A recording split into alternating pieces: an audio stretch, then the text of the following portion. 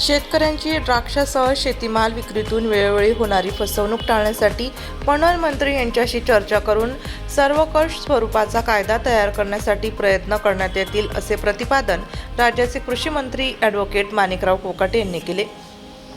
तसेच शेतकऱ्यांची फसवणूक करणाऱ्या द्राक्ष व्यापाऱ्यांवर कडक कारवाई करावी, असे निर्देश मंत्री ॲडव्होकेट कोकाटे यांनी येथे दिले. नाशिक विभाग पोलीस महानिरीक्षक कार्यालयात आज दुपारी द्राक्ष बागायतदार शेतकऱ्यांच्या समस्यांबाबत बैठक आयोजित करण्यात आली होती. त्यावेळी ते बोलत होते.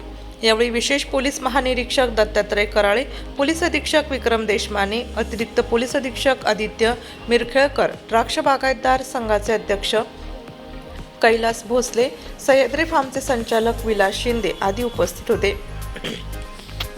मंत्री कोकाटे म्हणाले की शेतकरी हा पूर्णतः शेतात पिकणाऱ्या पिकांवर अवलंबून असतो.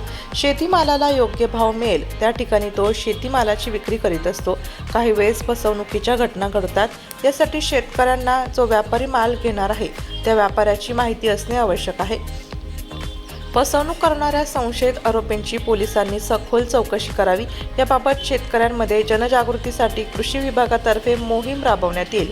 शेतकऱ्यांची फसवणुकीपोटी झालेल्या 46 कोटी रुपयांच्या वसुलीसाठी सर्व सहकार्य करण्यात येईल. अशा व्यापाऱ्यांच्या मालमत्ता सील कराव्यात. याबाबत जिल्हाधिकारी यांच्याशी चर्चा केली जाईल, असेही मंत्री कोकाटे यांनी उपस्थित शेतकऱ्यांशी संवाद साधत त्यांना सांगितले. विशेष पोलीस महानिरीक्षक कराळे म्हणाले की शेतकऱ्यांची फसवणूक प्रकरणी पोलीस अधीक्षक यांची भेट घ्यावी. शेतमाल देताना व्यापाऱ्याकडून सौदा पावती करून घ्यावी, जेणेकरून फसवणूक झाली तर कायदेशीर कारवाई करता येईल. तसेच व्यापाऱ्यांची पार्श्वभूमी समजावून घ्यावी.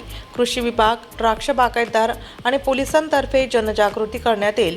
पोलीस अधीक्षक देशमाने यांनी सांगितले की याबाबत 3 महिन्यांपासून कारवाई सुरू आहे.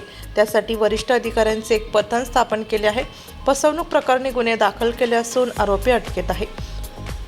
पोलीस दल यंत्रणेच्या माध्यमातून व्यापाऱ्यांची पडताळणी करून त्यासाठी शेतकऱ्यांनी माहिती पुरवावी. याबाबत लवकरच बैठक घेण्यात येईल, असेही त्यांनी सांगितले.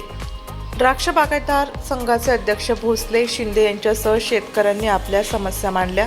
त्यांनी शेतकऱ्यांची फसवणूक टाळण्यासाठी प्रतिबंधक उपाययोजना व्हाव्यात, अशी अपेक्षा व्यक्त केली. यावेळी जिल्ह्यातील शेतकरी मोठ्या संख्येने उपस्थित होते.